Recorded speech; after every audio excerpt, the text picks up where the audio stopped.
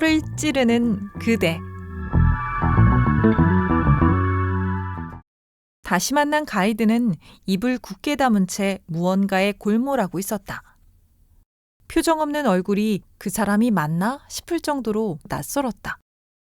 순간 괜히 만나자고 했나 후회가 밀려왔다. 보조석 창문을 두드리자 그가 내 쪽을 보더니 유리창을 내리곤 타세요 했다. 굳어있던 얼굴이 금세 해사하게 바뀌었다. 오늘 나오기 싫었죠? 아니요? 왜 그렇게 생각하세요? 지난번하고 분위기가 달라서요. 아, 오늘 좀 일이 잘 안 풀렸거든요. 그 생각 좀 하느라고. 고객들 있을 때는 티 안 내려고 하는데 그게 보였어요? 티 안 나요. 그래도 한때 글 쓴다고 사람 연구하고 그랬는데 그 정도는 알아보죠. 그럼 저 좀 연구해 주세요. 그가 지나가듯 말을 던지곤 혼자 웃었다. 그게 어떤 의미로 해석되는지 알고나 하는 말일까? 묘하게 마음이 싱숭생숭했다. 해밍웨이는 킬리만자로의 눈에서 남자의 말이란 의미 없는 단지 듣기 좋으라고 하는 습관적인 짓거림이며 의미 없이 짓거릴수록 그것이 여자에게 더 잘 먹혀든다고 했다. 해물찜 집으로 이동하며 그는 오늘 잘 풀리지 않았던 일에 대해 이야기했다. 처음 통화할 때도 느꼈지만 말이 참 많은 것이 외로운 사람 같았다. 일 이야기가 끝나고 그가 말을 이었다. 처음엔 연기하시는 줄 알았어요. 아, 죄송해요. 놀라셨죠? 놀라진 않았어요. 거짓말인가? 진짠가? 헷갈리는데 목소리가 아무래도 진짜 같은 거예요. 그래서 어제는 잘 주무셨어요? 엄청 잘 잤어요. 제가 오해했더라고요. 어제 그분들이랑 술 한잔 하면서 잘 풀었어요. 잘 됐네요. 그날 감사했습니다. 친절하게 대해주셔서 마음이 놓였어요. 그럴 수도 있죠. 근데 저를 어떻게 믿으세요? 그가 핸들을 잡고 정면을 응시하며 말했다. 도로가 슬슬 어두워지기 시작하고 있었다. 제가 얘기하지 않았나요? 제주에 별 사람들이 다 있어요. 신분 세탁하러 오는 사람도 있고. 저도 그런 사람일 수 있잖아요.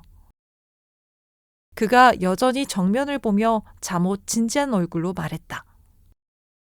한번 봐봐요. 그 정도는 알아볼 수 있거든요. 위험한 사람인지 아닌지. 몸의 방향을 틀어 그의 옆얼굴을 빤히 쳐다봤다.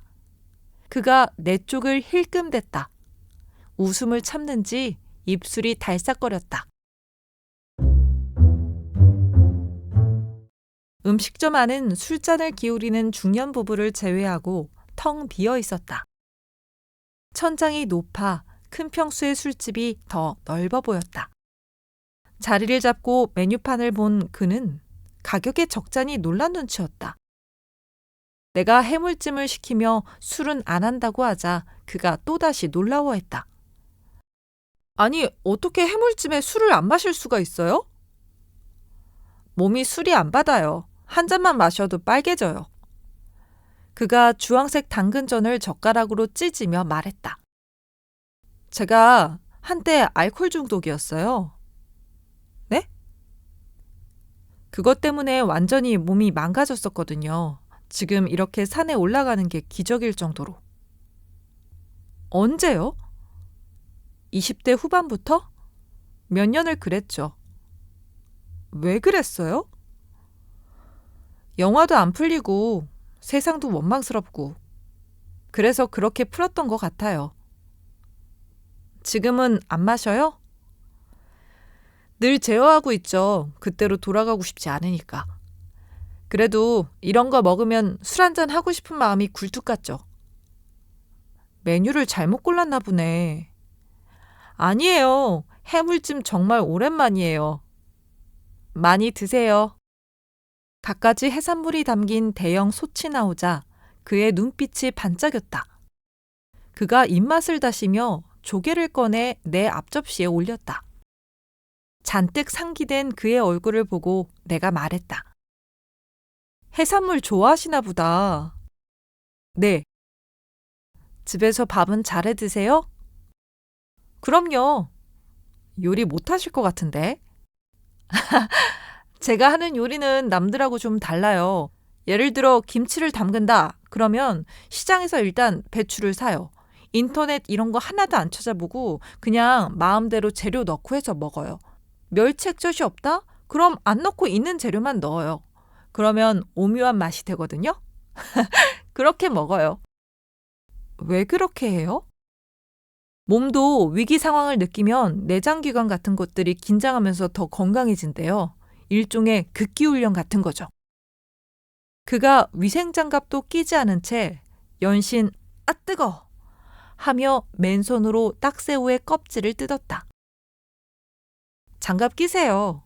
하니 이런 건 손맛이라며 하나 까드릴까요? 했다. 새우로부터 나온 육수가 그의 손을 타고 흘러내려 테이블 위로 뚝뚝 떨어졌다. 그 모습을 코앞에서 보는데 나도 모르게 웃음이 터져 고개를 숙였다. 왜요? 아니, 지난번에 봤을 때는 굉장히 어른스러워 보였는데 이제 보니 완전히 애네. 그가 부끄러운 듯 소리나게 웃었다. 왜? 왜 제가 애예요? 손이 완전 애기 손이네. 고생 한번 안 해본 손이야. 어제 술자리에서 여자에게 들은 말이었다. 어제 숙소 사람들을 보며 내가 참 철이 없다고 생각했는데 나에 비하면 그는 그야말로 철딱선이 없는 애였다. 이런 사람에게 위로를 받았다니 얼척이 없어 더 웃음이 났다. 내가 끄끄대자 나의 속마음을 알 리 없는 그가 따라 웃으며 말했다. 맞아요. 저 애예요. 집에서는 아직도 저를 왕자님이라고 불러요. 왕자님. 진짜예요. 집에 전화하면 엄마가 왕자님 잘 지내냐고 물어요. 제가 좀 오냐오냐 컸죠. 영화할 때도 부모님이 다 뒷바라지 해주셨으니까. 아, 그래서 이제 영화는 안 해요? 그때도 이야기했지만 지금은 지금 보이는 것들을 하고 싶어요. 지금 보이는 게 뭔데요? 돈 버는 거? 그의 대답에 또 웃음이 새어나왔다. 전혀 예상치 못한 대답이었다. 정말 돈을 벌 거라면 말 끄는 알바 같은 시급이 센 일로 먼저 목돈을 만들어야 했다. 일주일에 2번이는 투어로는 꾸준한 밥벌이가 어려웠다. 미안한 이야기지만 내가 흥정에 소질이 없듯 그는 돈 버는데 소질이 없어 보였다. 세상 물정 모른 채 제멋대로 살아야 하는 영락없는 자유로운 영혼의 소유자. 그와 돈은 잘 매치가 안 됐다. 돈을 어떻게 벌 건데요? 트래킹 상품을 개발할 거예요. 그게 돈이 돼요? 그럼요. 지금은 안 되지만. 이게 경기를 타더라고요. 코로나 때는 사람들이 제주도에 많이 와서 잘 됐거든요. 그런데 올해는 일본으로 빠지고 하니까 힘드네요. 그래서 해외에서 하는 트래킹 상품도 만들어 볼 생각 중이에요. 제가 많이 늦었잖아요. 열심히 해야죠. 남들은 결혼하고 어느 정도 모아둔 자산도 있을 나이인데 저는 통장에 20만 원밖에 없거든요. 20만 원 가지고 어떻게 살아요? 그렇죠.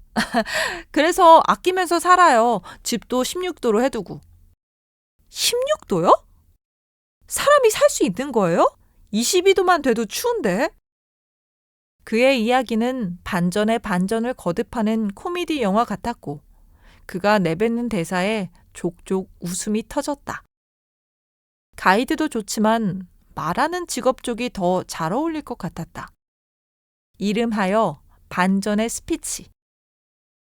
희죽대는 나와 달리 이번에 그는 제법 진지한 표정으로 답했다. 저 아는 분이 집안을 17도로 해두고 사시는데 처음에는 너무 추웠는데 몸이 거기에 적응한다는 거예요. 아, 모든 건 마음먹기에 달린 거구나. 그럼 나도 해보지 뭐. 해서 16도로 살고 있는데 생각보다 살만해요. 잘 때 옷 몇 겹씩 껴입고 자고 그러면 괜찮아요. 그러다 골병 나서 나중에 더 고생해요. 내 대답에 그가 또 크게 하하 웃었다. 자기도 민망해서 웃는 것 같았다. 허를 찌른다고 해야 할까? 롤러코스터를 탄 것 마냥 대화가 예측 불허의 방향으로 나아가며 웃음이 끊이질 않았다. 그것은 정말이지 웃겨서 나는 웃음이기도 했지만 기가 막혀서 나는 웃음이기도 했다. 이 대책 없는 남자를 어찌할꼬. 제가 낼게요. 아니에요. 더치까지는 생각하고 왔어요. 통장에 20만 원밖에 없다면서요. 여긴 제가 살 테니까 커피나 한 잔 사주세요. 내가 카운터에서 계산하는 동안 그는 옆에서 그 모습을 멀뚱히 지켜보고 서 있었다.